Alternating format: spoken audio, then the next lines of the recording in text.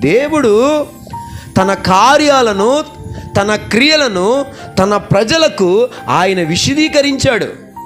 So నీ జీవితంలో ఏం చేయాలనుకుంటున్నాడో, ఆయన చేసే కార్యాలు ఏమిటో ఒకవేళ నీకు నాకు అర్థం కాకపోవచ్చు, కానీ దేవుడు మాత్రం కొత్త కార్యాలు, నూతనమైన కార్యాలు, మేలుకరమైన కార్యాలు చేసే దేవుడని ఈ దావీదు తలపోసుకుంటున్నాడు అన్నమాట. కింద చూడండి ఏమంటున్నాడంటే, కరుణా కటాక్షములు, ఏం చెప్పండి, కిరీటముగా ఇచ్చేవాడు ఆయన. చూడండి, మనం కొత్త సంవత్సరంలోకి వచ్చాం. ఈ సంవత్సరం అంతా కూడా ఆయన క్రియలు మనం అర్థం చేసుకుందాము గాక. ఆమేనండి.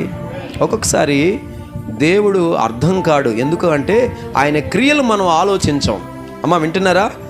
దేవుని కార్యాలు, దేవుని క్రియలు, దేవుని యొక్క పనులు మీరు ఆలోచిస్తేనండి ఆయన అర్థమైపోతాడు. ఈ రోజున చాలామందికి దేవుడు అర్థం కాని స్థితిలో ఉన్నారు. ఎందుకంటే